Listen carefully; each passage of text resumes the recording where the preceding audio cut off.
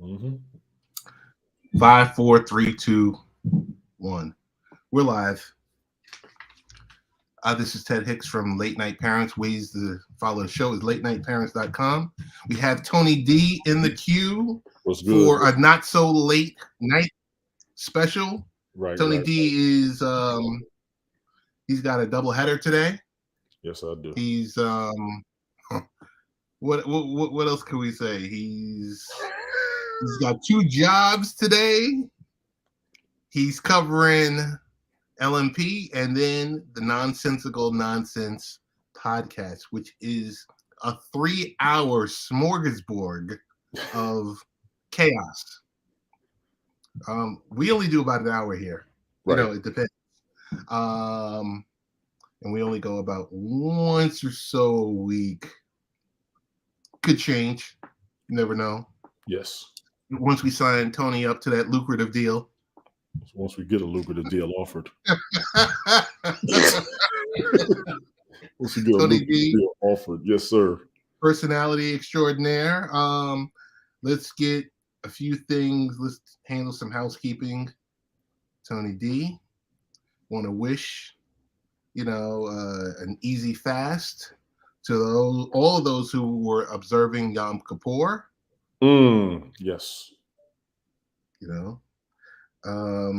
Also, what we didn't get a chance to talk about, we still have a few more days because this is kind of different. Hispanic Heritage Month is September 15th to October 15th.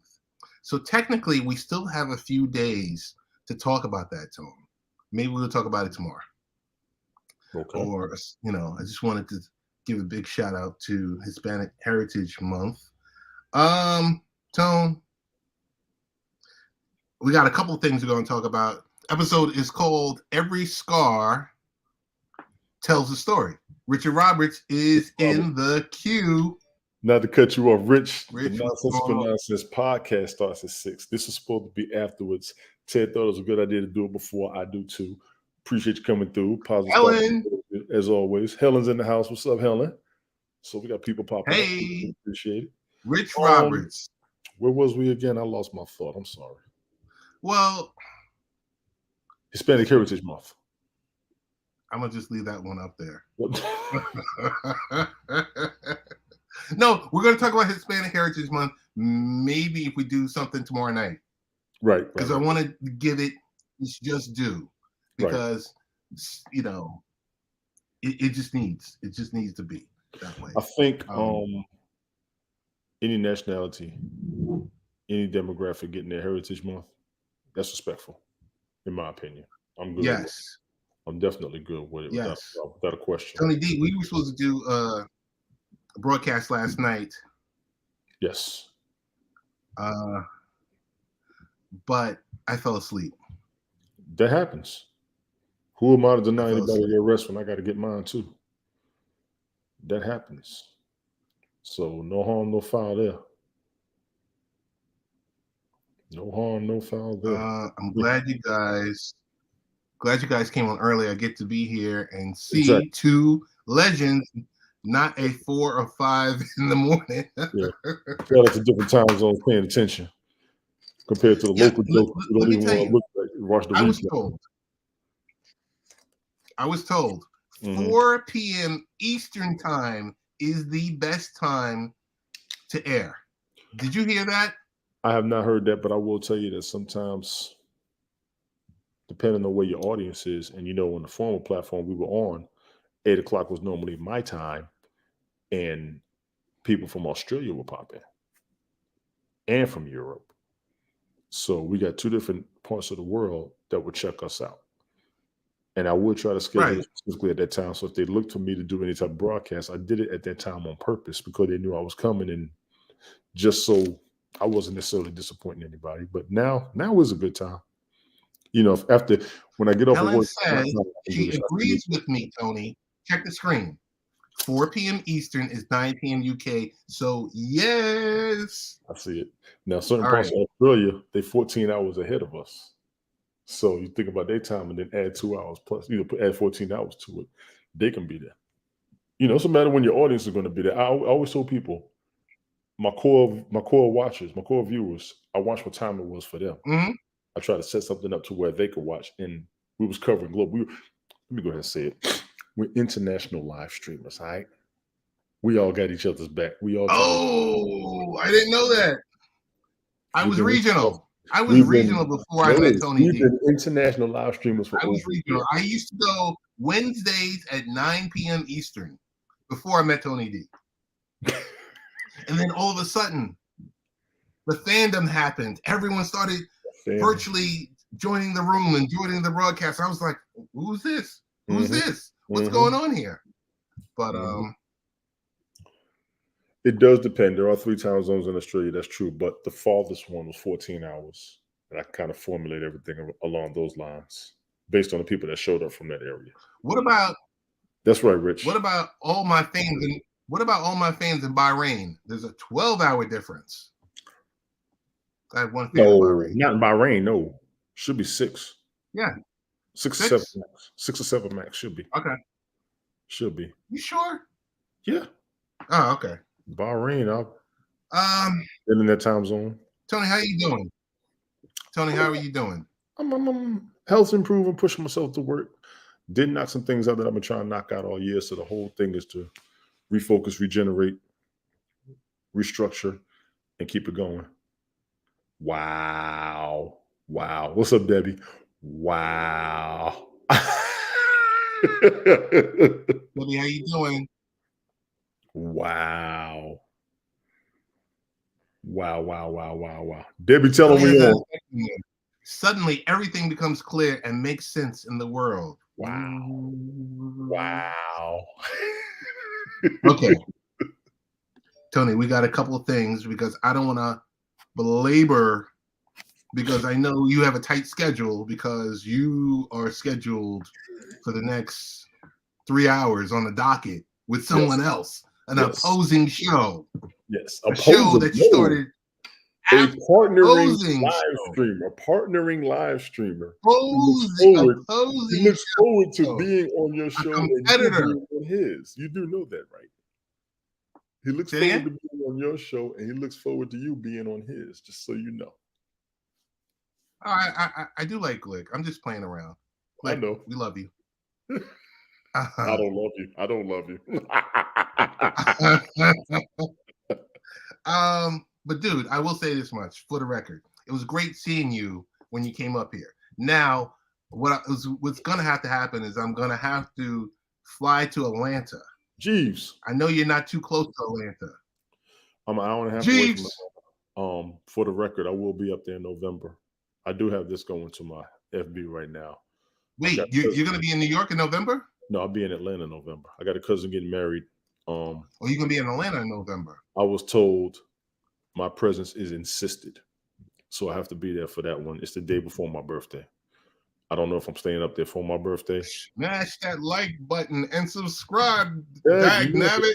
Rick Costa's in the house. Hey, what's good, Rick? Jeez, how you living? Hey, maybe it's me, but I never say subscribe, like, I'm more like unshare, unlike, unsubscribe. You know, I'll be honest. Here. I think I look for a lot of people that when we were all supporting each other, I wanted all of us to share and subscribe to each other. That's the one thing I got off my previous platform. We were all. I don't think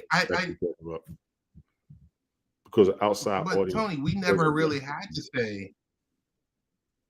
Tony, we really never had to say like, share, or subscribe, or any of that type of stuff. I heard that grandioso type stuff. Yeah, I heard it when we got up there. Everybody was like, share, and subscribe to each other. I heard that a lot. Yes, to each other, but not the self-promotion. No, not for the self-promotion. Not the self-promotion. And that's a YouTube thing in my eyes. Like, share, subscribe. That's a YouTube thing. Twitter was Rick, what's going on? Haven't seen you in a while. Yeah, Rick does this thing every day. Part of the airtime committee. Rick costs these haps. No, I'm saying is Rick part of the airtime? Yes, he is. Yes, he is. Rick does this thing for my fellow Christians out there. 6 p.m. Eastern Daylight Time every day on YouTube. Rick Costa. He does his spiritual broadcast I do encourage it. I do support him. I do thank him for a lot of what he's done for me. Everyone that's in the comment field, if you have a YouTube channel, please put it in there so I can put it on the screen. Please. Please. So Tone. Yes, sir. We got a couple things to talk about. It's also Cybersecurity Month, Tone. October. This is your world. It's my world, and where I could see all the problems and everything else like that, but that's for another story. Tone, want to put up, there's a couple of things because we want to keep it light. Sure. We don't want to keep it like a heavy Marvel movie where, it's doom and gloom.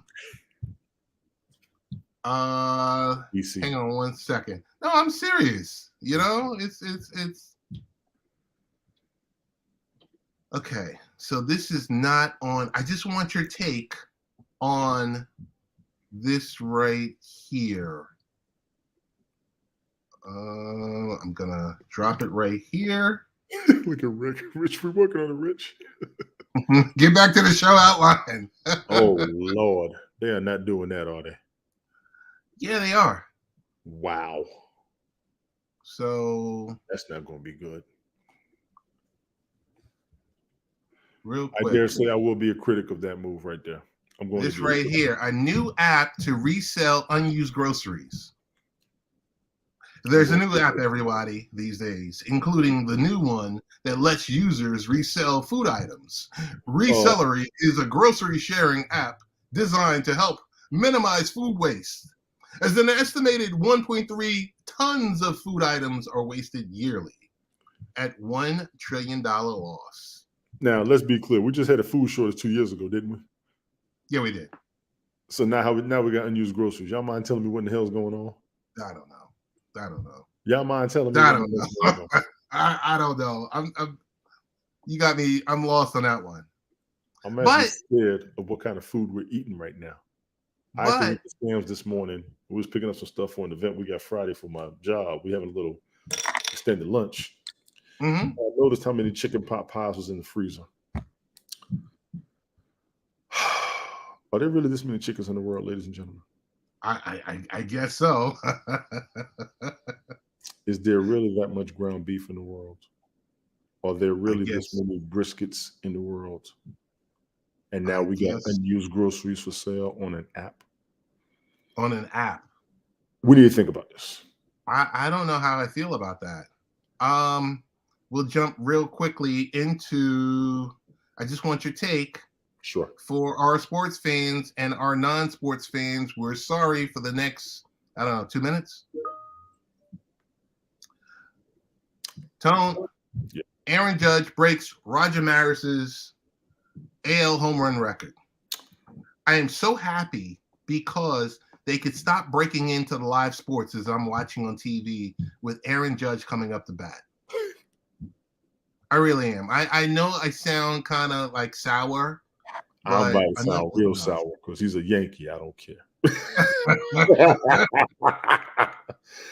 Shout out to Aaron Judge for getting 62. Legitimately. Yes. Legitimately. Without the controversy, without the conspiracy, some fans will consider Aaron Judge the leading home run hitter in MLB history. Why? Because the previous 6 people, which is Barry Bonds, Mark McGwire, and on like 3 or 4 occasions was Sammy Sosa, were all in that steroids era. I'll go ahead and throw it out there. I know they're going to run you in the ground. He hits 73 legit. He'll be the man. But if I say if he hits 73 this season, he'll be the man. But until then, it is Barry Bonds. For those of you who do not believe me, for those of you who do not like what I said, I'm gonna need you to listen to what Stephen A. said this morning because he is 100% correct. Barry Bonds knocking it out the park legitimately before everybody else. Then when he did what everybody else did, they used it against him. We need to do this one day. I'm not even a Barry Bonds fan. I'm a Darryl Strawberry fan. I have 2 favorite baseball players ever in life: Darryl Strawberry and Ken Griffey Jr. That's it. That's the list. Shout out to Tony Cornaz. That's it. Darryl was the man. Ken Griffey was the man. If Aaron Judge does this thing right now, it's him and Pujols right now that are like the men in baseball. Seriously. Right. Pujols been the man since Barry Bonds and all of them went through all that craziness.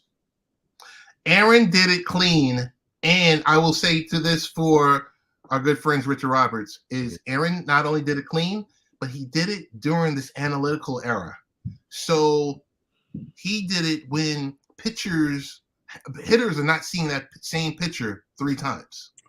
These managers are now putting in 7 and 8 pitchers Good. per game. Because pitching was the emphasis of baseball. That's the biggest key in baseball. It's always emphasized that. Michael Wilbon used to always say that. I watched a lot of partner interruption and around the horn, so y'all got to forgive me. Yes. Michael Wilbon used to always emphasize pitching. So that's where we're at. I'm completely switched up. So we're going to stop with the sports talk. For now. Helen, she's like, oh no. For now. Richard typing too fast. Very, very good point, Ted. Very, very good point. Yes, thank you. We will talk about this another time because we will go to a topic that I hope brings joy to my good friend Tony D. I sent it to him. He was very happy. And the article was, what's your favorite thing New York has that you can't get anywhere else? I have more than one, damn it. Tony, we have about 20 items on here. We're not going to go through all of them because we're running up against the clock against Nonsensical Nonsense podcast. Make sure you like, share, subscribe. Give us a follow, give us a share. So, comes to New Yorkers, we defend our city to the death. Oofed. Richard Roberts is a New Yorker. Yes, he is. Big shout out. And that's because there's so many amazing things in the city. We asked our audience, drumroll please. Oh, what's your favorite thing New York has that you can't get anywhere else? They haven't hit my part yet. They haven't hit my part yet. We were met with an outpour of reasons to love NYC, plus quirks in between that come living with NYC. This is true. Number 1 reason, Tony D. Agree or disagree? The best bagels. Allow me to disagree because once you get your own and make it yourself, you're good. And I say that myself because I had a thing for bagels. And once you can toast them and put some cream cheese and jelly on it, you are in the house. Okay. Sorry. The freedom to be your unapologetic self, Tony. Yes, that's the truth. Mind you, it's everywhere. And I will tell you, as somebody who has used to live in New York and been around the world, everybody gives you that freedom. This is an absolute truth. Everybody talks everything in New York. I think there are a lot of demographics to where a lot of things aren't so sensitive. So yes, I will give them that. Absolutely. The unbeatable rhythm and energy of being in New York. Undeniable. Tony, a damn pastrami sandwich. Not me. No pastrami for you? Not me, no. Pastrami on rye? No. Okay. No. The ability to go through anything and everything only to come out stronger, nuttier, and more entertaining than ever. Here I am. All right. Plain and simple. Here I am. Number 6 is all you. I wish anybody would try me on this one. Quality pizza, my friend. I wish anybody would try me on this one. Marguerite's on Jamaica Ave. God bless America. Let's go. Yes. Gabby's in not Forest Hills. I was about to say Francis Lewis and Hillside Avenue. Gabby's. I gotta work on that. Stat Dak was good. Stat Diak, what's happening? I forgot who that was. I remember you from Twitch. What's going on? I ain't seen you. Everything within a walking distance. How about that? This is the truth. You ain't got to go too far for what you need. It's just a matter of who you're going to run into in the process. Okay. Tony D, water quality? Yeah. I will say when you go somewhere else, your body has to readjust to the water. So you do use the bathroom a lot when you go visit other places. Hey, what I noticed is the short time that I was in Florida was the water was much harder there. Yeah. Mississippi is softer. Virginia's got more chlorine. Yeah, a lot of that. Anything better in Central Park? Let me challenge that. Okay. Bear Mountain. Bear Mountain, okay. And I got a bias. My mother used to take me and my sister there. It kind of chokes me up. We would always have a picnic with the ham and cheese sandwich at Bear Okay. Mountain. You know, you got the park, you get the mountain over there, everybody Yes. doing their thing, just like Central Park. So I want to kind of challenge that. And anybody who's from New York, you all tell me what's happening. I just got to go there with that one. Sorry. Okay. Great music on almost every corner. It ain't great every corner, but there's music on every corner. This is true. Tony, tell me about a night of hanging out. Uh-huh. You were at the club. Mhm. You come back Mhm. to the local bodega and you ask for a chopped cheese. It's because you're hungry. There's nothing to talk about. Nothing to talk about. Fabulous museums? Absolutely. As a child from Queens who went to Lakeview in Queens, they Yes. always took us to all the damn museums. Well, Lakeview is like that borderline, if you remember. Certain parts of it is Nassau and certain parts of it is Queens. Where I was at there with the Lakeview right there in Baisley, right across from Baisley Pond. Oh, you're talking about that Lakeview. Okay, I And thought then you we were went to talking the about the other one area. that was on. We went to the other one that was on Linden. Okay.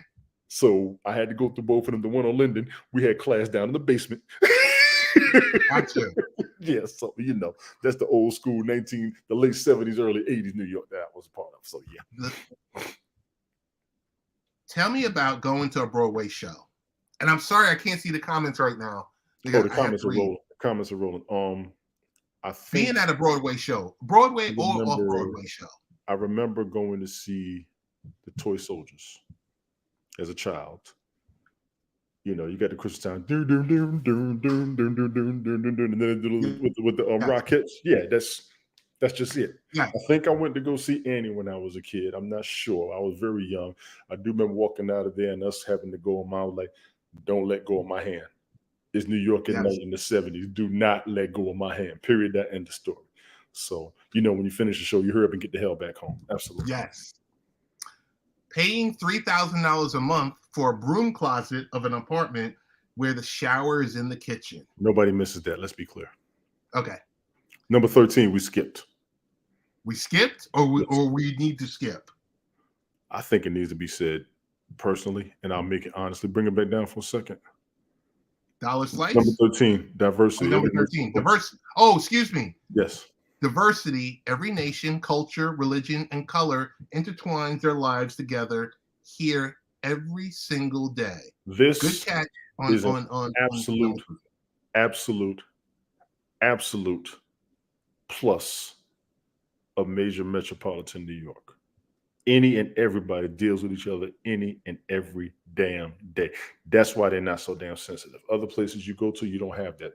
Neighborhoods and cultures are separated. New York may have separated down the line, that's fine. But for the most part, and especially in a lot of the hoods, lower income areas, not necessarily poverty, but just lower income than everybody else. Urban areas. Yes, Urban. all types of diversity. What so fucking absolutely. I think that is an absolute plus in New York. Dollar slice? Do we need to say anything more about that? I wish you would try me. Anybody who want what? You can barely find a dollar slice any damn where. Who want what? And it's going to be cheap. 24-hour bodegas. Priceless. If you've never had one around, you don't understand. Priceless. Dude, a 24-hour bodega. Come on. The biggest problem you have is keeping it clean. Yes. Yes. The biggest problem you have. New York Public Library. You can't beat it. One of a kind skyline. That's why we was pissed at 9/11. It took away our skyline. That's what pissed us off. That's what pissed me off. The ability to walk anywhere. Facts. Camaraderie with other New Yorkers. When you had it. Because y'all know we don't like each other. Shout out to the Rottenest Monster. You know, coffee and bagel at almost every corner. I think a bacon, egg, and cheese sandwich and a bagel and coffee in every corner is priceless. When you watch that Harley Quinn movie and she was getting that bacon, egg, and cheese sandwich and she was salivating, that was the truth. That was the truth. And when you watch it cook, you just sitting here like, I'm going to give you a spoiler. That's why I can never be a Muslim. I got to have a bacon, egg, and cheese sandwich every now and then. Sarcasm perfected. Absolutely. Now, New Orleans is worse. New Orleans got that sarcasm down. They hard with it. I got to give them their credit. They hard with it. Open-mindedness and opportunity. That is an absolute plus, but it can also cost you in the wrong environment, in the wrong situation. You go for what you know. You just hope you don't get a penalty for it. People may not know this and or realize this, but I know when I was a kid, we would see homeless people on the street. And as a child, you would ask what happened. We always got told that's what happened to people in the stock market when they lost everything. Nobody told us that it was really vets. Right. So I had a problem, or I had a fear of stockbrokers and everything that they were going through, because when you lost everything like trading places, that's how the hell you looked. That's why that movie is so damn influential to so many people. That's what we got told as kids. Why is he homeless? Because he lost everything on the stock market. Oh, damn. So when you watch Wall Street and it starts dropping, that's why everybody's scared. I got something on the screen for you. Go for it. No one can be scared. No one could beat The Scottish UK and sarcasm. Australia will say what they want and not care twice. She is actually correct. But we something the hell else in New York too. And I got to give New Orleans folks their credit. They are no joke down there either. And I'm just being real. This is from what I've seen from different cultures. I miss New York as a native of Queens, New York, who grew up on the pizza, the pretzel, the Nathans, the Arthur Treachers, chasing the ice cream truck, all of that craziness, the smell of the subway, riding the bus, listening to everybody fuss, your parents doing what they want to do, and the kids still within eye shot, and nobody giving a damn in the neighborhood because we didn't let nothing happen to the kids. Playing baseball and the fly ball going in traffic, you had to run in between the cars to get the damn ball. When I was living in Rochdale, running out there on Guy Arbor, trying to get the fly balls coming out there and trying to beat somebody for getting a home run and throwing it back. I'm just saying, I miss New York. I miss New Tone, York. our last topic Yes. is avoiding homework hell. Yeah, I remember that article and I thought it was outstanding. Hot dogs in every corner in NYC. There's nothing like a coffee cart. You come up from the train station and I'm Get sitting there. I come up from the train station and there's a coffee cart right there. So Brett, You can get Nathan's, whatever you need. It's ballpark, there. sauerkraut, ketchup, mustard, onions, relish, icy, a soda. You didn't even care how much it cost. You just got the damn thing. Yes. I'm just saying, hell. I'm just saying. I miss that. That's why I cannot go to New York broke. I know what I'm going to do. My grown ass with a bad back will chase down an ice cream truck in the street like I'm still 7. Yes. Tone, I got a couple questions for you. Why? Because we talk about homework hell, avoiding homework hell. Every parent that we know that when we say avoiding homework hell knows exactly what we're talking about. Absolutely. So I will read off just a few questions to you. This section, saute mushrooms and onions. Yes. Tone, question. Should you make your kids do their homework as soon as they get home from school? It's a trick question. I will tell you that as a child who did do it, you come home, you kind of want to unwind.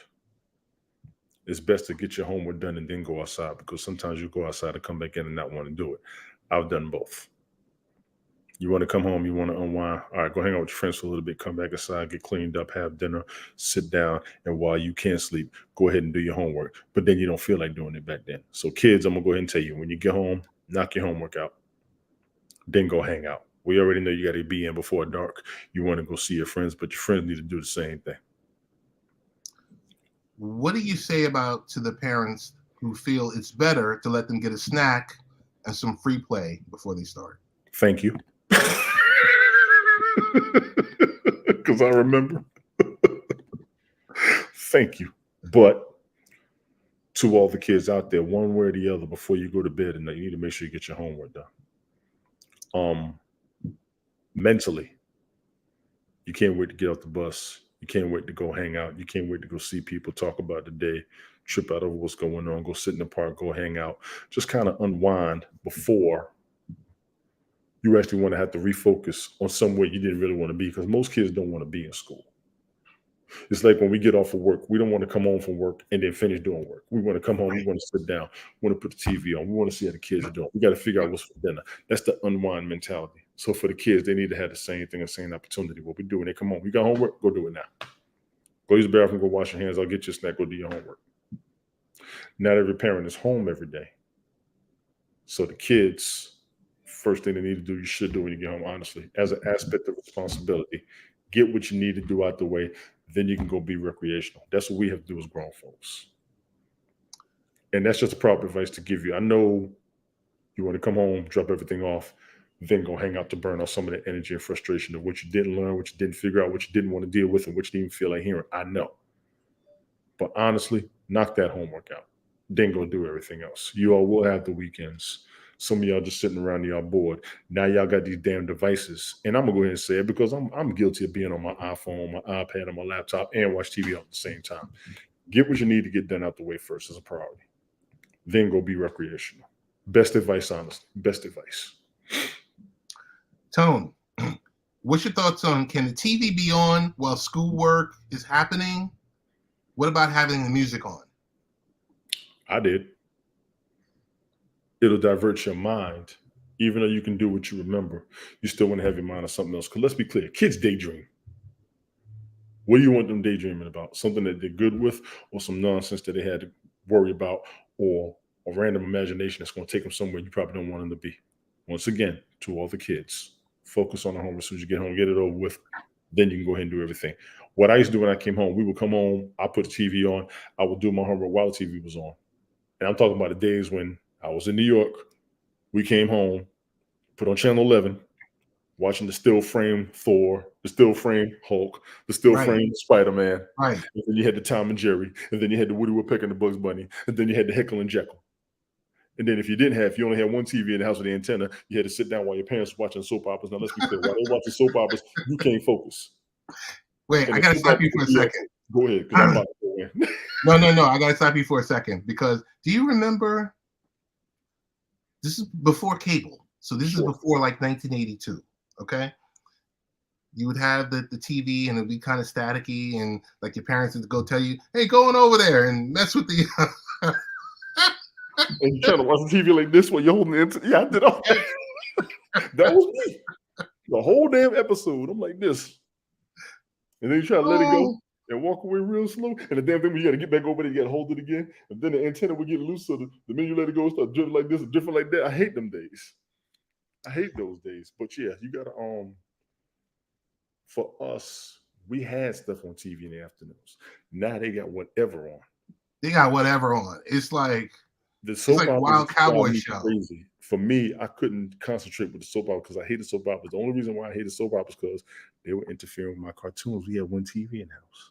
Ah, okay. So my mom was the ABC soap opera person. You got some people that are CBS and the NBC folks. Yes. And ABC got on my nerves because when NBC and CBS was done at 4 o'clock, ABC's monkey ass will run one more soap opera from 4 to 4:30 called Edge of Night that was terrifying as hell. So as a child, the reason why some of us is crazy because of Edge of Night, because they had a damn puppet that stabbed somebody, and then when they did, the puppet was sitting here like this. And that was right after All My Children. No, that came at the General Hospital. Excuse me. General Hospital, One Life to Live. Nope. And then All My Children, One Life to Live, General Hospital, Edge of Night. Edge of Night. Okay, yeah, got it. All got that it. I remember. ABC in New York, I remember. Yes, and then when that was over, then I can go to damn Channel 5 or Channel 11, and I can watch Woody Woodpecker and Heckle and Jekyll. But then when that was over soon, because the news came on afterwards. We're showing how both outdated we are, because that's fine. Stevie Wonder, she just said most kids nowadays, they don't even watch TV. They just have YouTube playing in the background. Yes. Now you also got to watch on YouTube. Shout out to my baby boy who has never watched nothing out of the way on YouTube at 8 years old right now. He has never done anything that wasn't child. So for the parents worrying about the kids, their devices, if they watch the cartoons, they watch the kids stuff, they will stay on it.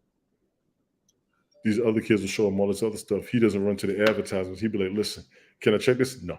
Can I watch this? No. Watch the kids stuff. Shout out to Rick Costa. Yes. Super Friends, I remember. Super Friends, yes. Now, you had the Super Friends from the Saturday morning, then you had the Super Friends from the weekday afternoons. The one with the two kids, the one kid with the white shirt and the green cape, and his sister. I ain't too keen with them two. I was a Wonder Twins dude. Wonder Twins activate. Saying this Listen, ain't no way to do it. what's your thoughts on parents when they need to micromanage homework getting done? It's almost badgering, but what you want to do is make sure that they stay focused on what they're supposed to do over what they want to do so that they grow up properly. I understand it, but give them an opportunity to be themselves and see if they grow.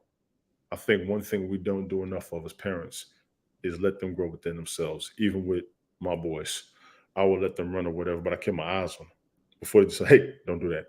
Hey, don't do that." They'll reassess and go back, and they'll catch on to any warning that you give them, not out of fear, but out of caution, so that they don't become reckless. We was reckless as kids. Yes, Our parents said, "Go outside. yes, Don't come back till the sun go down, or don't be running in and out of my house." And we do yep. one. That's why half of us are messed up now. So what I don't want to happen with my kids is for them to make the mistakes I made. But you can't be outside now like that. You can, it's just not. And this is true. You can't trust everybody out there. So we don't want So, them out there like so Helen chimes in and says, "I've always been laid back about homework. I trust them to do it when it needs to get done." Yes. that. I understand that. I understand that. If their So grades are up, they're good. I, But I, then I you will gotta look chime at in that. with this. I will Yes. chime in with this. No problems with allowing my daughter to do homework independently. I found myself more micromanaging my son when he needed one of us to stand on top of him. That's us. We're That's boys. us. That's us. We know why. We know why. Because we'll worry about it later and we think education is second nature to us. If we can't figure it out, we get mad. And It's true. I'm with you, Debbie. We ran the streets, we was kids too. That's right. Just like the little guy Yes. drop the books off and y'all out.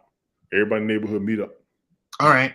Hey, last question for this is, should you consider asking teachers for support if homework seems too difficult for your child? They encourage it. One of the biggest things about the internet right now is the teachers encourage you to get in touch with them if your child is having an issue. You can message Right. them at any time. Big ups to the education system and teachers that's trying to be there for the kids. What we need to do is make sure the kids are trying to pay attention and learn what's being taught to them. That is our fault. I don't Yes. understand. If you don't understand what they don't understand, how you going to help them? Then you reach out to the teacher. The teachers will always. I've never known a teacher that didn't have time to talk to their kids unless they were going home trying to take care of their own families. Okay. And what I'm not going to do is disrespect any teacher that has to go through that, because some of them have home lives. Also, some of these teachers are also going to school to get a higher degree. Hmm. They may not have time. So what you can do is write it down when they take it to class. They'll take the time with their child. So we ran into problems. And I know we have a few people chiming in now. Mhm. And Exactly, Rick. Yes. whose houses everyone's at and look for the pile of bikes. If it Yes. wasn't bikes, there was skateboards. I agree. Yes, the teacher will always help if it's required, including lunch clubs or after school clubs if needed, Yes. correct? Yes. Stevie Wonder, how you doing? Um, we ran into problems, and I say we, my wife and I, we ran into problems with my son. Once Common Core got reintroduced or I heard. introduced, I heard. we ran into all types of problems because the you know, handling math in 2 steps is a lot different than handling math in 6 steps. And I remember those years we ran into some major issues where I found myself up at the school on several occasions because I Because didn't they understand. got to learn math a different way than what we learned it. That's the Right, problem. I heard right, about Common Core, yeah. right. And it was just really messy, really, really messy. Common Core has So caught a lot of flack over the past 10, 20 years that I've heard about it. yes, Um, they're not teaching math the way that we were taught. nope, not So at all. to all the parents out there, you got to sit down with your kids and go through the schoolwork with them. The same way the old school parents were doing with their kids. Well, We were from the the, generation where our parents were working. We had to figure it out ourselves. the main thing is we would come home with printouts. Everything is Google Classroom now. Everything's Google Classroom means you can see it online. So imagine if you're at work, child has an issue, he can message you. You can respond to them while they're in class. Yes. Now, how many of you are actually willing to re-educate yourself while you're sitting there on a job doing nothing, getting paid for free?